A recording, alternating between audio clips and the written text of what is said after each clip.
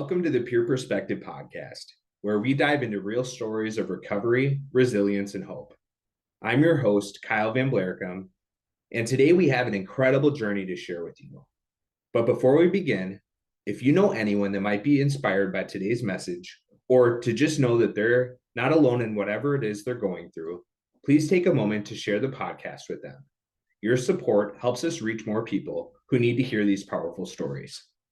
Make sure you like, subscribe, and follow the Peer Perspective so you never miss an episode. Let's get started. On this episode of the Peer Perspective Podcast, we are thrilled to welcome Dara and Brian Hearold, the inspiring founders of DaraBrianInc, an incredible organization based out of Washington State. Their mission is nothing short of transformative. It's to create a community of resilient, empowered, and purpose-driven individuals who make positive choices and contribute to a better world. DaraBrianInc is dedicated to empowering and inspiring individuals in recovery from mental health issues, substance abuse, and the justice system involvement.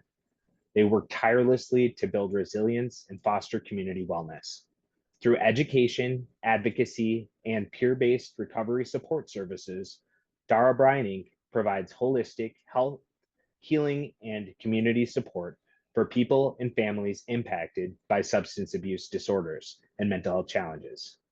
They promote unity and active community involvement by normalizing recovery and offering guidance and mentorship through peer support, speaking engagements, and workshop programs. Their efforts strive to create positive life ripples and a supportive environment for all. You won't want to miss this episode as Dara and Brian share their journey, the impact they've made, and how they continue to change lives every single day. Absolutely. Okay, well, thank you for having us first and foremost. And my background is back on my 13th birthday, I started smoking weed, and that led down a path to prison, basically, and a lot of it. I was abused as a kid, but that none of what I went through as a kid is an excuse for my behaviors as an adult. They were all my choices. No matter what went on in my life, it's not an excuse. Like I said, I was abused when I was a kid, and then on my 13th birthday, my sister asked if I wanted to smoke some weed, and I did, and I said yes. That was my choice. And then from that moment on, that was all I wanted to do, is get high and find the next way to get high. And you offer it to me, I would do it. Drink it, smoke it, snort it, whatever, I would do it. And that one bad decision right there led to many more. And I went to jail the first time when I was 13, then again at 14, then again at 18, and again at 19. And I went to prison my first time at 19 years old, and then got out. I did 3 years that time, got out, and within a year I was back in prison doing a life sentence. 24 years old, I got sentenced to life in prison. Wow. And through that, I made the decision to leave drugs alone, and here I am. So you had been sentenced to life in prison at an early age. 24 years. What kind of feelings came up when you got a sentence like that? It was, the first thing that went through my mind is, I don't want to die in prison. What do I do? I was a kid. I was 24 years old. I'd been in prison since I was 19 before that, so I don't know how to be an adult out here. And Right. I was a kid at that time. I never paid a bill at that time. And what went through my mind was just, oh shit, excuse the language, but Yeah. that's what went through my mind. And then I looked at, when a judge passed down that sentence, I looked at my family members, and they're sitting there, tears running down their faces, crying. Just, it's like, man, I'm a selfish bastard. What, how do I fix this? Yeah. I mean, I couldn't imagine that. And I mean, it sounds like that was a turning point in your life, a pretty major consequence like that. I don't know how it wouldn't be. Um, so obviously you're out right now. So when you hear life sentence, in my mind, that It's means life. life. Yeah. Yeah. Um, I'm assuming something happened and you were released. Can you share kind of how that all transpired? It was about 3.5 years into that life sentence. I went to the hole for a bag of alcohol. So I'm in prison behind a drug deal gone bad. I'm in jail inside of jail behind freaking alcohol. What's wrong with you? What's something's got to give here. So I sat down, I figured out, most of the trouble I've been in my life have been behind drugs or alcohol or both or whatever. So I made myself a promise right there in the hole that I'd never touch another one again. And to this day, I haven't. And that's been 27, 29 years, something like that. Wow. It's been a while. That was back in 1998 when I made that promise. I've been sober before that, but not by choice. By choice, I've been sober Right. since then. And when I got out of the hole, I started taking all the programs, all the classes, all the self-help, everything I could possibly do to give myself a better chance. I started going to the parole board after 10 years, and right before that parole board, it was a year-long drug rehab behavior modification program in-house. It was in jail, but it had their own unit. And you live in this unit, this is what you do, you program all day long, and I did that, went to the parole board, and they denied me for 5 years. Went back after that. I still continued to take classes and whatever I could, after 5, went back, got denied for another 3, did that, went back, got denied for another 2. And during that last 2, I did it was like a boot camp type thing. That's what they call it, Sure. Yeah. structured living program. I did that, and then after 20 years in, they finally released me. Wow. Yeah, I completed a similar program here in Wisconsin for early release, so I kind of I'm familiar with how that Right. works.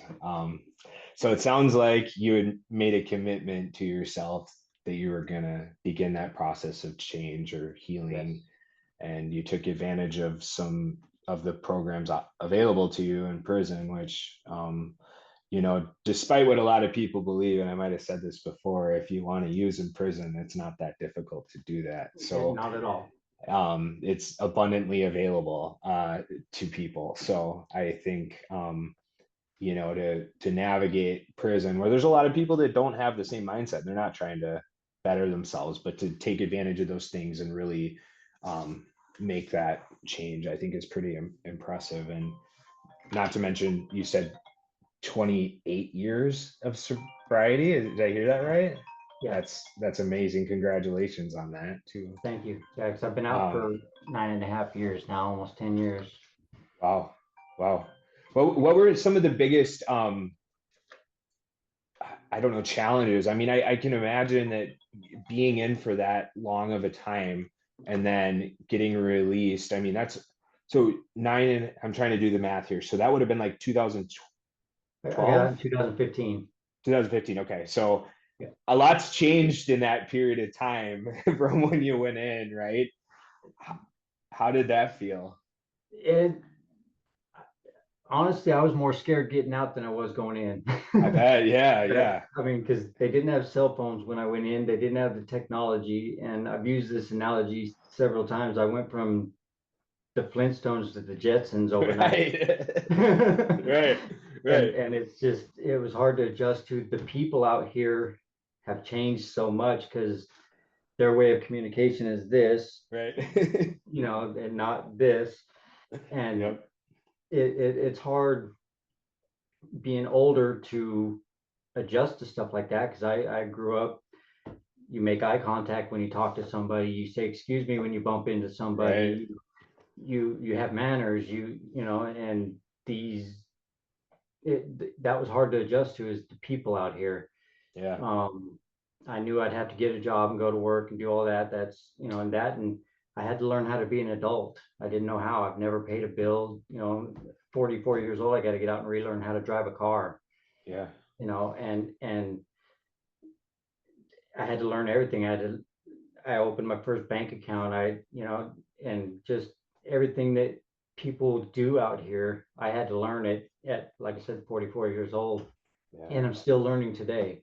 If it wasn't for my wife here, this phone call probably wouldn't be happening.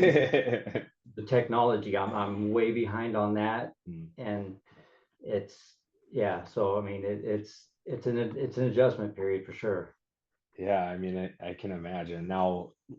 Well, I mean, I have a 13-year-old daughter, and she's all, they use TikTok and all this stuff. I don't even understand it. So, Right.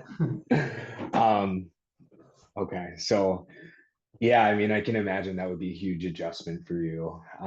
You kind of covered it a little bit about how you were able to really jump into some of this, the programs and stuff that were available in prison. But can you talk a little bit about your healing process today, your program, what that looks like for you?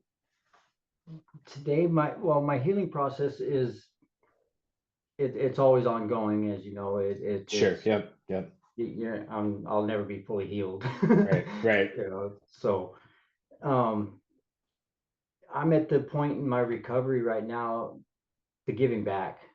I feel that 29, almost 30 years of sobriety, I have absolutely zero desire to I mean, you can offer me what you want and I'll deny it and tell you, please don't come around me anymore, but Right. I'm over it. I'm done. I don't have any desire to drink or use any kind of drugs. So my sobriety and my recovery now is just giving back. Now I want to help support kids, young people, 13 to 18, before they come to that point in their life to where they go into the system, to where, I'd like to close down the penitentiary systems, and that starts with the kids. Right. Because if the kids don't grow up and commit crimes, they have no use to have that prison there. Yeah. And that, Yeah. so to start with the young people, and when they start making bad decisions and choices, start letting them know you have a choice, and your choices today matter. You might not think it because you're 13, 14 years old. You might not think what you do today matters, but it does. The choices you make. And that's kind of where my recovery is at. Is my wife and I started Dara Brian LLC. Yeah, as it's a peer group, peer support, to do that, to start working with youth. I also kind of focus on reentry also, because the people that are in there need assistance and support getting out. They need to know where the resources are and how to get food, get a job, do resumes, stuff like that. And so those are kind of our focal point. We'll support and help anybody we can. It doesn't matter if you're a juvenile or reentry or just substance abuse or whatever we can, we'll do. And that's kind of what we're about. It's amazing to, really focus on people more upstream before they get to that point, and Yes. what better person to help somebody than somebody that's been through it, right? And somebody who started using substances at such an early age. And that's what it's all about, right? That's how we can make an impact. So that's so you kind of talked about your recovery. What got you into peer support? When I was I'd see these youngsters coming through, after I'd been in 8, 10, 12, 15 years, I'd see these kids coming through, and it's like, man, why? These guys are babies, and Right. and I was one of them. I was a 19-year-old kid when I went through too. And I used to tell the homies that I was kicking it with, man, I'd like to talk to them before they get here. I'd like to talk to the kids before they end up walking through these gates, because this is no life for anybody. This sucks. So, and I never thought anything about it. I never thought I'm gonna get out and do that. I just talking. And then later when I got out, her and I hooked back up after we knew each other back in middle school. We dated back then. Oh, wow. Wow. She moved away, and then when I got out, I got back a hold of her, and we got back together after all these years. And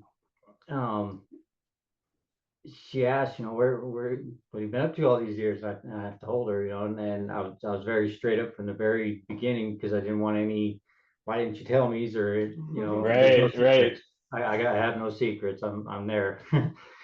And then after I told her, she said, I'm going to tell your story someday. And so we ended up, we tried to, we had no idea what we were doing, but we got a hold of the juvenile hall system up here, and we tried to get in just to talk to the kids. Had no format, no anything. I just want to talk to the kids, tell them not to do the stupid stuff they're doing, and right. The guy kind of, the one that ran the programs kind of, yeah, okay. So we couldn't do that. And then COVID hit. And so they really wouldn't let us in anywhere. So we ended up writing a book. And then we got a hold of somebody with another entity, and they did a recording of us to It was going to be like a video series that they were going to show in the juvenile system. And she did the first video, and then kind of ghosted us. We haven't heard anything from her, and we've tried to get a hold of her and all that. And it's just, we don't know if that thing ever got made, or we don't know anything about it. So we just kept going forward with it. And then we just kept pushing forward and knocking on doors. And then we heard about the peer. I've never even heard of a peer support business or community like it is. And then one day we ran across it, and next thing you know, we went to the school for it and became CPCs. Well, we started volunteering for family youth services.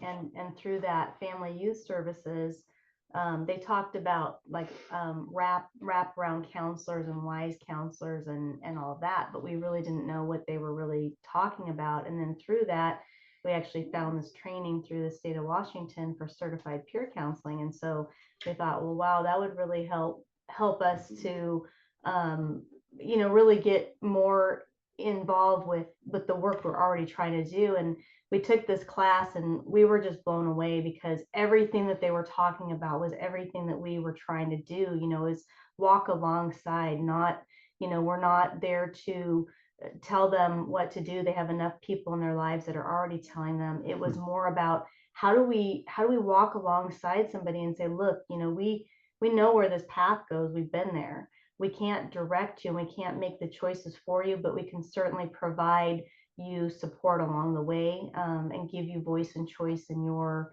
recovery. And that was really powerful for us to find that, because it was really everything that we were striving to do. And we didn't even know there was this whole organization and group out there. And that just inspired us to try, moving more into this space. Right. Yeah. Yeah. It's almost like you were able to kind of hang your hat on, there's actually something out there that, meets a need, meets this unique space. Right. And it's pretty powerful stuff. And there's a huge community. We didn't realize that we're not the only ones that want to do this. There's, everybody we talk to, and what I really like about it is it's non-competitive. Everybody wants to help the next person, and everybody we've talked to has plugged us into people that we need to talk to. Here, these guys will help you, and everybody wants to share their information. And there's no, like I said, it's not competitive. It's a yes, do it, go. Supportive, very supportive community. Yeah. I think I would agree with that statement. Everybody that I've come across has been super supportive and Yes. encouraging, and it's like sharing information and trying to build each other up. I would 100% agree with that. It's kind of refreshing, actually, Right. like it's already hard to put yourself out there, and then you do, and people respond really well. And so, yeah, it's pretty cool. Well, it sounds like you guys are doing a lot of amazing things. Oh, and I was actually going to ask you, you're in Washington, and I feel like I Yes. knew that, but um, so you read. I have your website actually pulled up right now. And can you tell me a little bit about the book? Is it just one book, or is it? Just one book, yeah. And Okay, it's okay. called, life doesn't have to be a sentence, choose your Yeah. hard. And it really was about, we really kind of, it's based on Brian's story. We hope book two eventually, because we'd like to tell, our story. But I really felt like, and so did Brian, is that him being able to tell his story, and hopefully provide a pathway forward for somebody else that's out there struggling. Because Right.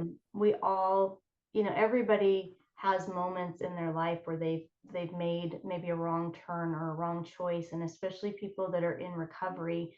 And we truly believe that you haven't gone too far, that, and for his story, and to focus on, especially with use, because a lot of times they might give up and go, well, I'm already been in this far.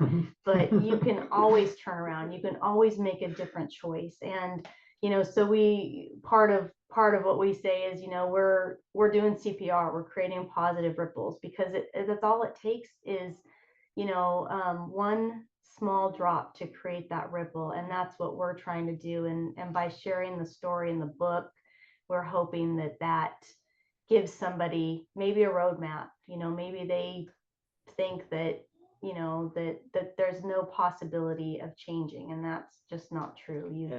You get that choice every day. Right. The way I see it is, if I can be sentenced, because I was a knucklehead, I've been a knucklehead all my life, and if I can be sentenced to life in prison at a young age, and then work my way out of prison, and then be sitting here in front of you today, I'm a homeowner, a business owner, I've got everything I could possibly want or need in life. And if that's possible for me, it's possible for every person on the earth. No matter what your bottom is, there's always up from there. Yeah, it's pretty amazing stuff. I can relate to so much of your story, Brian, and I didn't get sentenced to an extended period of time, but I was in and out of jail for most of my 20s, and I can tell you that um it started in my childhood.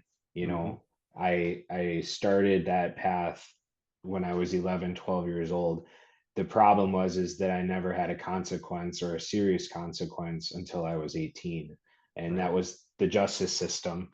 And they're not as forgiving as your parents are, right? So it's like that was the first time I think I was ever told no, and had a real consequence. So I 100% agree with you. I wish that there was more work out there like this, where it really, focused on children, and kind of, addressing some of those patterns like earlier on. Because I can think back in my own life, and I wish I would have had that person in my life, that would have been there to, I don't know. I don't know if I would have listened, but I might have, I might have. And I'm the same way. I when I'm talking to young people or peers in general, I go back to my 13-year-old knucklehead, hard-headed self. And would I have listened back then? Don't know, but I would have heard it. Whether I paid attention and went with what they're saying, that was a choice I would have made at the time. But I would have heard it, and it would have been in the back of my head, hey, this guy did this, and and he ended up in jail. Wonder how that's going to turn out for me. Yeah. And Right. 9 times out of 10, I would have done it anyways. But I got to try. Yep. You That know, little we- soundbite might have stuck with you, and you know, yes, for me, Yeah, it might have been one time in jail versus who knows how many, right? It's right. like, hey, that guy told me about this, you know. Right. He Yeah. wasn't wrong. Right. I think sometimes too, just you know, when Brian and I show up and we're just there, and we're listening, and we're not judging the situation. We're hearing the story, and and it's there's not like a lot of shock that comes with it.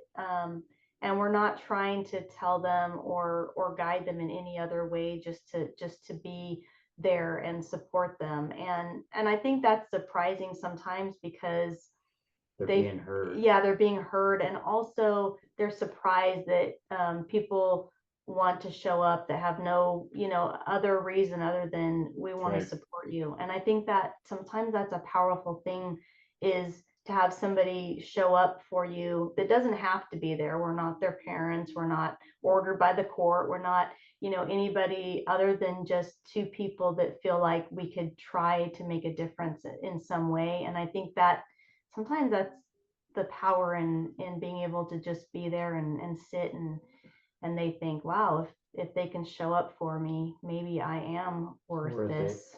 So It's amazing. Yeah. Yeah, just giving someone that space, that's a pretty powerful thing. yeah. So you've kind of talked a little bit about it already, but could you just share a little bit about the individuals that you work with, like where they come from as far as how they get connected with you? Go ahead.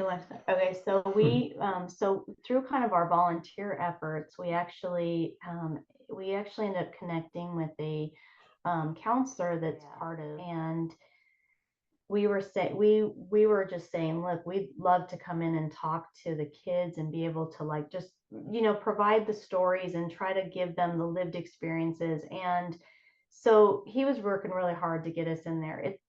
I understand the parameters that are put in place are there to protect the kids, and they should be, but it makes it hard because when you really do want to help, you can't really be available to do it. And so he actually kind of through his this one kid's family, they were just kind of at their wits end. They didn't know what to do with them, and they reached out to us and said, hey, would you be willing to mentor? And so we just started meeting with this kid and his family, and it started out with him and dad, and then it became him, dad, mom, him, dad, girlfriend. And he actually has a brother that's incarcerated, and we reached out to him as well.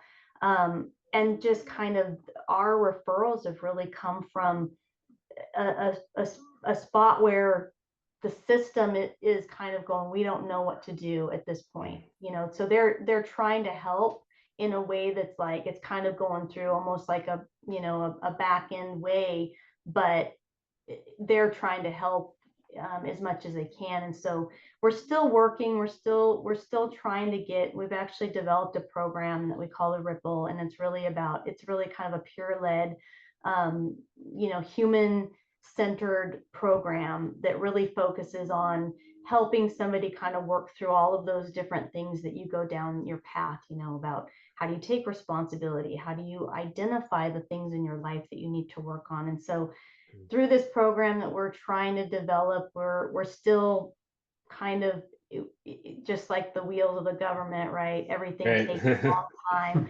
but we've been working on, hey, we're ready to present this, and they're like, great. We're trying to get the powers to be to hear that we've got a program and to let us do this. So in the meantime, our referrals come from it's really the heart of the people, the counselors and the parole officers that are really kind of at a loss of how to help.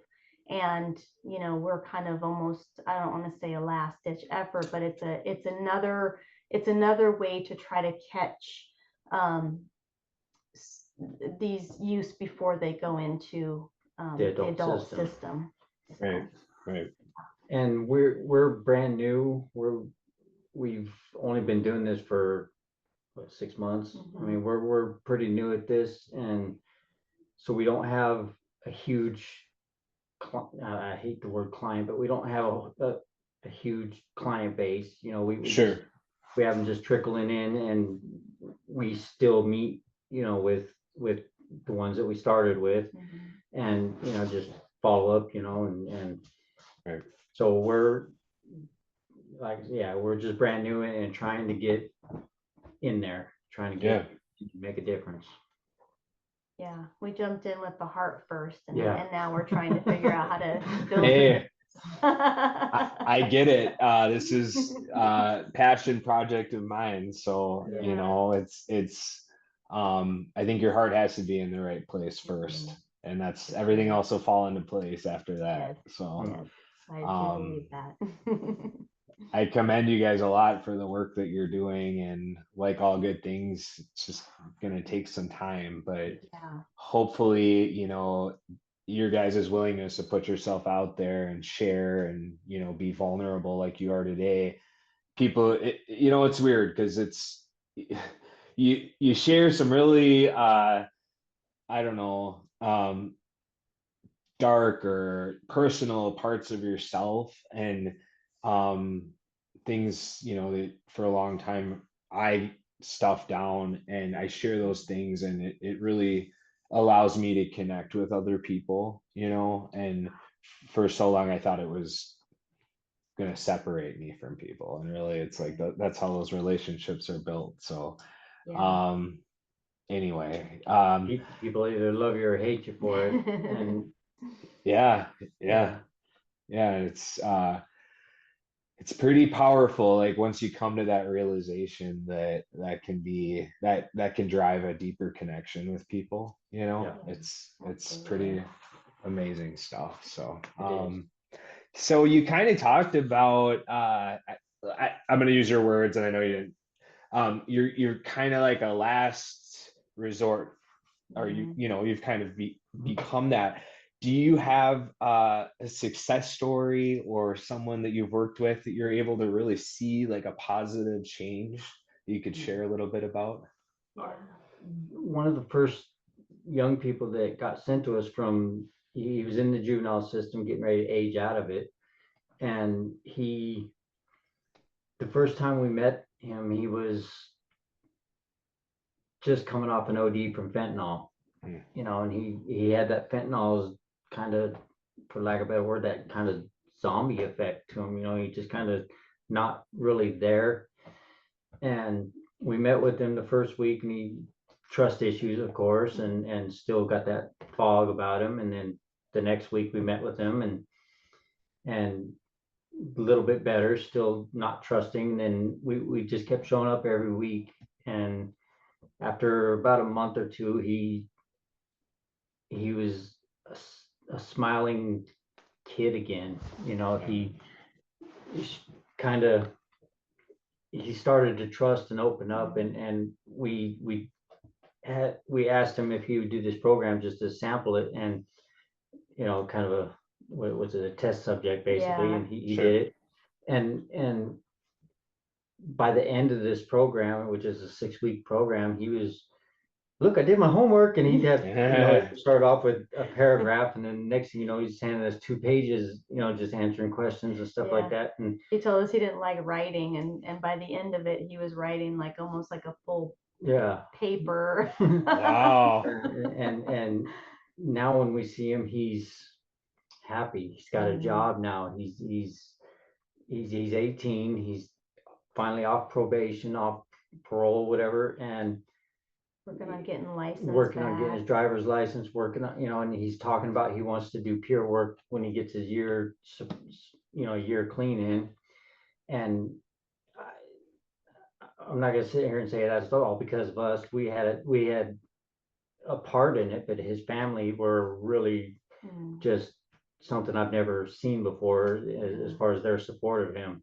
Yeah. And yeah, where the system failed, I believe his family and, just having us to talk to on the side, because like she said, we don't judge. Who the hell are we to judge? Right. And we you can come tell us anything in the world, and it's going to stay right there in that room. And if you don't feel, see, this kid felt like he was thrown away by society. He'd go to rehab, and if he was dirty in rehab, they'd kick him out. He'd go to churches, they'd kick him out because of his reputation. He'd go to schools, they'd kick him out. Everywhere he went in life, they've kicked him out. And when we met him, we still haven't kicked him out, and we're not gonna. If he needs to talk, he gets on the telephone and calls us or texts us, and hey, we'll go meet with him somewhere and sit with him for a minute, and we'll be there for the rest of his life if he needs us. And that's the thing that differs us from society, is we're there. And I think that the parents too, the parents had felt like, they were struggling with, how do we help them? And, kind of, I mean, I pulled out, like they didn't have any like problem. Like if they needed to track him down, they would be knocking on people's doors, like finding him. I mean, they were doing everything that they needed to do, but as parents, they're being judged. And, just like they told us about, going to church and being kicked out of church because, they didn't want,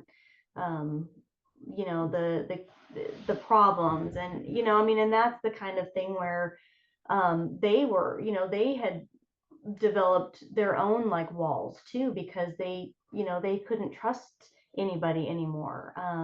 And I think that for the first time, through all of that, was that they started to gain a lot of trust, and that that we would come and sit and listen, and not provide like, you guys need to do this or do that. We just listened to what they were doing, and also put some perspective and parameters around, where Brian might be there to kind of go, hey, I can relate to what's going on with this kid, but I could also be there to support the parents in a way where it's like listening to what they're going through. And then we could kind of say, wow, it sounds like you guys both have, some things to talk about. And I think that the relationship between all of them got better just because they were able to come to a neutral space, and nobody was guiding it by saying somebody's right or wrong. It's everybody gets to have a voice here. So yeah, what a powerful thing to be able to see that kind of play out, and with all those different dynamics. I mean, I can speak, my parents, bless their heart, but they there's a fine line, right? Like where's helping someone and where's enabling them, or and so I obviously I see this very differently now, but for a long time, I I wish I would have had somebody like that in my life to be able to confide in and say, like, look, this is what's going on. I feel like I'm gonna go and use. If I would have told my parents that, they would have reacted very differently, right? So just to have that person that you feel comfortable, or even worse than that, you don't tell anyone, right? And you just kind of stuff it, and that's a dangerous thing too, with fentanyl and the drugs that are out there. So what an awesome thing to give somebody that space, and it sounds like, he was able to really turn his life around, and you were able to see that. So and that makes us hungry for more. Yeah, it's a good us just we're telling everybody, hey, call us, hey, have them call us, have them get a hold of us. We won't, we're starving to death when it comes to stuff like that. We want it, come bring it. It's pretty powerful, and it feeds you. I mean, as much as you're out there to help other people, there's a part of it that it does feel good, and you want to seek that out, so can you talk a little bit about barriers or challenges that you're seeing with your work right now? The biggest barrier that we're running across is one, we're unknown, and that's why we're doing stuff like this, is to get known. And number two is that one of the prerequisites for this field is lived experience. And we're starting to wonder if there's such thing as too much lived experience. I'm a lifer. I'll be on parole the rest of my life, and I've got pretty heavy charges, and it was a drug deal gone bad, and my brother-in-law shot and killed the drug dealer, so we all got convicted of that. And getting into a school to talk to kids, getting into juvenile halls, that's a barrier. I mean,